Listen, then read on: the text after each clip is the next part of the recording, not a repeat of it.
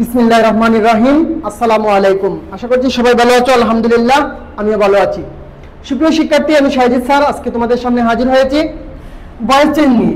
সুপ্রিয় শিক্ষার্থী, আজকে আমরা আমাদের এই ক্লাসের মাধ্যমে জানতে পারবো ইম্পারেটিভ সেন্টেন্স, অর্থাৎ ইম্পারেটিভ সেন্টেন্সকে কিভাবে আমরা ভয়েস চেঞ্জ করব। ইম্পারেটিভ সেন্টেন্স হচ্ছে যে সেন্টেন্স দ্বারা আদেশ, উপদেশ, অনুরোধ, অনুজ্ঞা ইত্যাদি বোঝায়। সুপ্রিয় শিক্ষার্থী, ভয়েস চেঞ্জের উপর আমাদের আজকে হচ্ছে 16 নম্বর ক্লাস। ওই ক্লাসে থাকছে আমাদের ইম্পারেটিভ সেন্টেন্সকে আমরা কিভাবে ভয়েস চেঞ্জ করব সেটা নিয়ে আলোচনা। সুপ্রিয় শিক্ষার্থী, ইম্পারেটিভ সেন্টেন্স ভয়েস চেঞ্জ করতে হলে দুটি রুলসের প্রয়োজন হয়। আমি দুটি রুলস এখানে লিখেছি।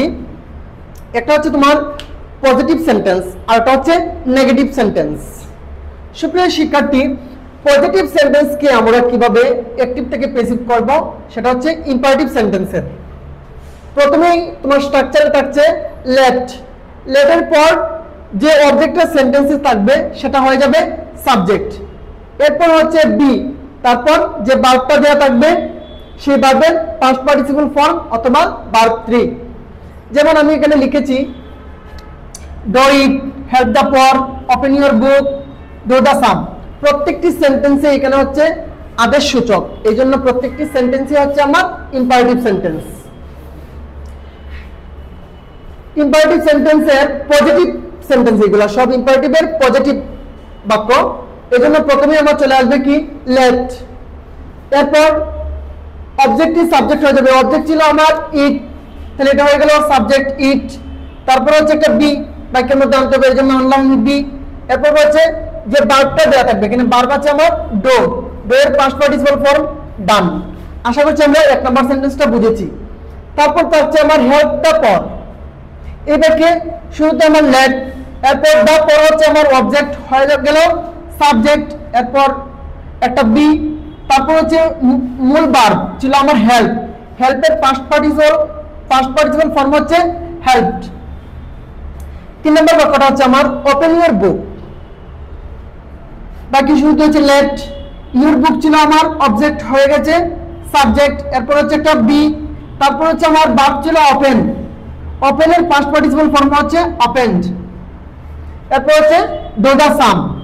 এবারে প্রথমে আসবে লেট, তারপর দ্য সাম ছিল আমার অবজেক্ট হয়ে গেছে সাবজেক্ট, এরপর হচ্ছে একটা বি, তারপর মূল ভার্ব ছিল আমার ডু, ডু এর পাস্ট পার্টিসিপল ফর্ম হচ্ছে ডান। আশা করছি আমরা পজিটিভ সেন্টেন্সকে কিভাবে ইম্পারেটিভ সেন্টেন্সের অ্যাক্টিভ থেকে প্যাসিভ করতে হয় সেটা বুঝতে পেরেছি। এখন আমরা আসি আমাদের 2 নম্বর রুলস। 2 নম্বর রুলসটা হচ্ছে আমাদের ইম্পারেটিভ সেন্টেন্সের নেগেটিভ বাক্যকে কিভাবে আমরা অ্যাক্টিভ থেকে প্যাসিভ করব। সুপ্রিয় শিক্ষার্থী, ইম্পারেটিভ সেন্টেন্সের নেগেটিভ বাক্যের শুরুতে আনতে হবে আমাকে লেট নট, এরপর যে অবজেক্টটা থাকবে সেটা হয়ে যাবে সাবজেক্ট, এরপর বি, তারপর যে ভার্বটা থাকবে ভার্বের 3 নম্বর ফর্ম অর্থাৎ ভার্বের পাস্ট পার্টিসিপল ফর্ম। আমি এখানে 3টা সেন্টেন্স লিখেছি। Do not play cricket, cricket খেলো না, এটা উপর আদেশ দিয়েছি তবে নেগেটিভ সেন্টেন্স, এই জন্য বাক্য শুরুতে আসবে লেট নট। এরপর কি কেন না ক্রিকেট, ক্রিকেট ছিল আমার অবজেক্ট হয়ে গেল সাবজেক্ট, এরপর স্ট্রাকচারের যে বি আছে আমার ওই বি, তারপর হচ্ছে মূল ভার্ব ছিল আমার প্লে, খেলা করা, প্লের পাস্ট পার্টিসিপল ফর্ম হচ্ছে প্লেড। আশা করছি 1 নম্বর সেন্টেন্স আমরা বুঝেছি। এরপর হচ্ছে আমার 2 নম্বর sentence do not open your book, তোমার বইটি খুলো না।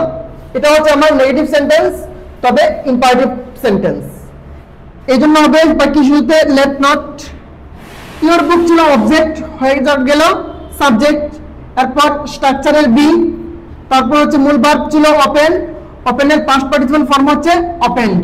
আশা করছি 2 নম্বর সেন্টেন্স আমরা বুঝেছি। এরপর হচ্ছে আমার 3 নম্বর সেন্টেন্স। 3 নম্বর সেন্টেন্সে হচ্ছে গিয়ে do not lunch at the poor.